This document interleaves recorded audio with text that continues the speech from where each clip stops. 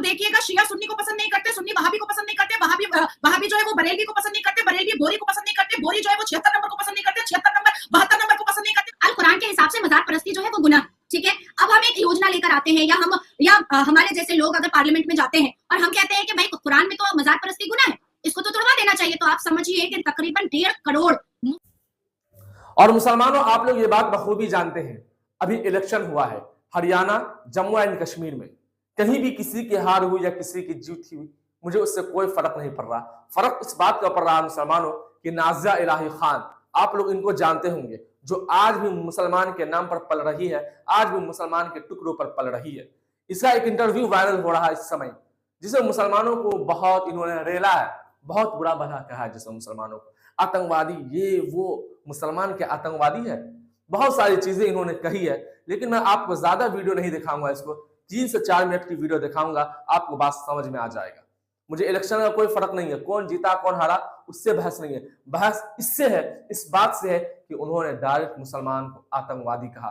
और कुरान के हिसाब से ये बात कही है कि कुरान में तो यहाँ पर लिखा है कि मजार परस्ती हराम है, तो पूरे हिंदुस्तान में जितने भी मजार है सभी को ध्वस्त कर दिया जाए, सभी को तोड़ दिया जाए। अरे कुरान तो बहुत सारी चीज कह रहा है, कुरान पर अमल करो ना। तो फिर कुरान तो सबसे पहले ये भी कह रहा है कि औरत को पर्दा करना चाहिए, पर्दा कहाँ तुम्हारा? कम से कम शक्ल अच्छी नहीं तो बात भी तो अच्छी कर लिया करो मेरी बहन। पहले आप लोग इस वीडियो को देखें, फिर आगे बात करूंगा कि क्या क्या उन्होंने कहा है, कितना जहर उगला मुसलमानों के खिलाफ। पहले आप इस वीडियो को देखें।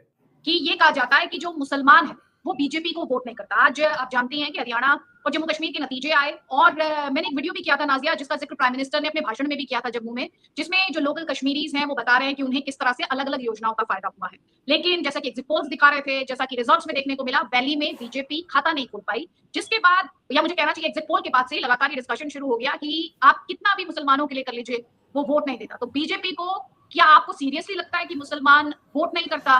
और अगर नहीं करता है तो वजह क्या आपको दिखाई? बहुत बहुत शुक्रिया अदिति जी कि आपने मुझे इनवाइट किया, और बहुत ही प्रखर होकर के मैं आपके सामने अपनी बात रखना चाहूंगी, क्योंकि जो बात मैं पिछले 7 साल से लोगों को समझाने की कोशिश कर रही हूँ, शायद आज वो लोग समझ पाए। देखिए, भारतीय जनता पार्टी को पहले से पता था कि वैली में उनका खाता नहीं खुलेगा, लेकिन क्योंकि भारतीय जनता पार्टी बहुत ही संविधान को सर्वोप्रिय और सर्वप्रथम लेकर के चलता है, और लोकतंत्र का एक बैरिकेड होता है जिसको उन्होंने पूर्ण तरीके से निभाया है, अच्छे तरीके से निभाया है। और आपने जो एक महत्वपूर्ण सवाल उठाया है कि क्या भारतीय जनता पार्टी को मुसलमान वोट नहीं करता? हाँ, नहीं करता। हमारे देश में लगभग 15 करोड़, मोर देन 15 करोड़ की आबादी जो है वो मुसलमानों की है, और जिसमें 72 फिरका है और 58 कास्ट है।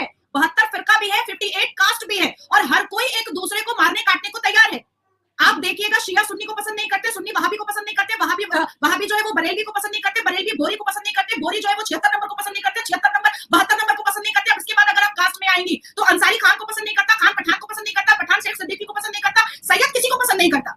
तो उसी तरीके से सुन्नी जो सुन्नत रसूल पर चलते हैं, वो किसी भी 71 फिरके को बिल्कुल भी अपने बराबर का नहीं समझते हैं। बस ये बात भारतीय जनता पार्टी के लोग खाड़ी में या जम्मू कश्मीर में समझा नहीं पाए। हालांकि कांग्रेस का जो आंकड़ा निकल करके आया है वो बहुत बुरा निकल करके आया है, और कहीं ना कहीं जम्मू कश्मीर के लोगों ने समझा है कि 370 जो है वो उनके लिए ठीक नहीं है और नहीं आना चाहिए दोबारा, ये जम्मू एंड कश्मीर ने समझा है। लेकिन जो अब आती है इंपॉर्टेंट बात कि इजी मनी इनकम जो मुसलमानों का था जम्मू एंड कश्मीर में, वो तो प्रॉब्लम में आ ही चुका था, बिल्कुल प्रॉब्लम में आ चुका था। आज अगर पूरे अल कुरान के हिसाब से मजार परस्ती जो है वो गुनाह, ठीक है। अब हम एक योजना लेकर आते हैं, या हमारे जैसे लोग अगर पार्लियामेंट में जाते हैं और हम कहते हैं कि भाई कुरान में तो मजार परस्ती गुनाह है, इसको तो तोड़वा देना चाहिए, तो आप समझिए कि तकरीबन 1.5 करोड़ मुफ्ती मुजाबिर जो है वो अनएम्प्लॉयड रहेंगे, क्योंकि उनके पास तो डिग्रीज नहीं है, उनके पास तो शिक्षा नहीं है, उनका तो चादर और लुकुमदाने से और नान खटाई से और इन्हीं चीजों से और फूल से ही और अगरबत्ती से ही इनका घर चल रहा है।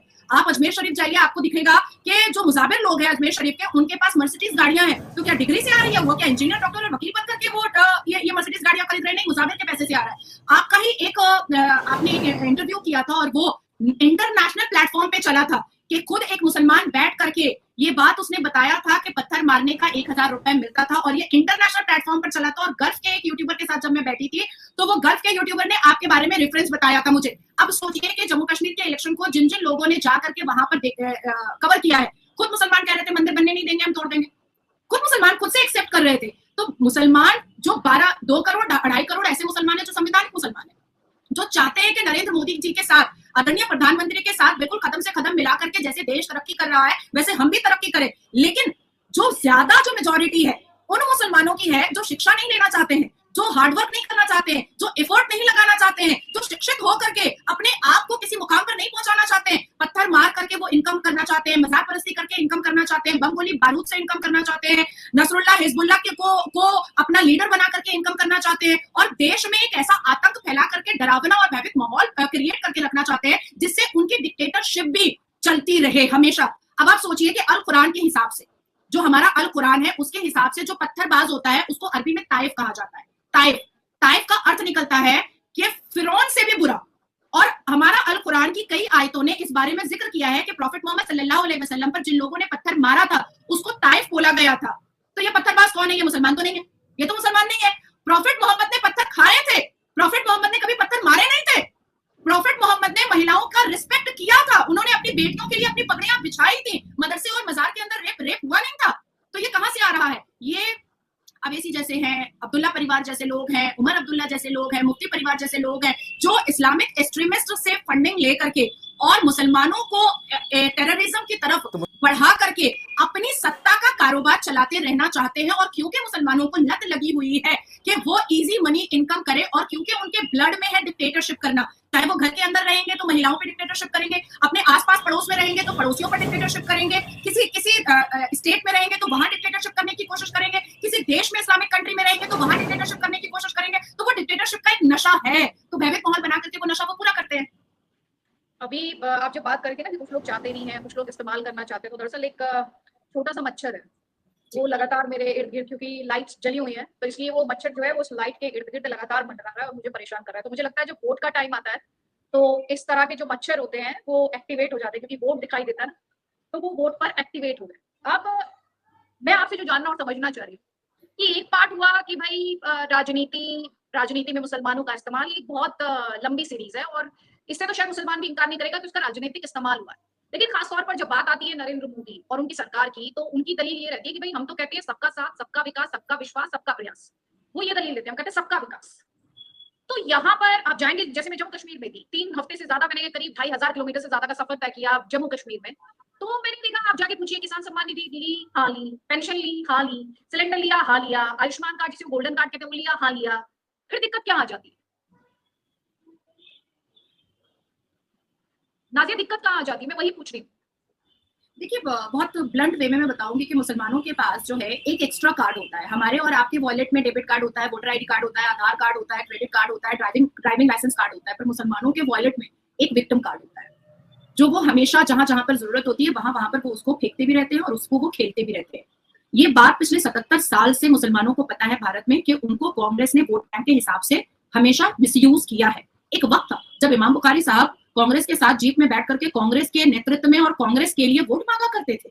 एक वक्त था कि जैसे ही इवन 2024 के लोकसभा इलेक्शन में आप देखिएगा कि एक हैंडबिल निकला था दारुल उलूम से, देवबंद से। तो मुसलमानों, आप लोगों ने देख लिया किस तरीके से नफरत भरी बातें करती हैं और किस तरीके से नाजेबा अल्फाज का यूज कर रही है मुसलमानों के खिलाफ।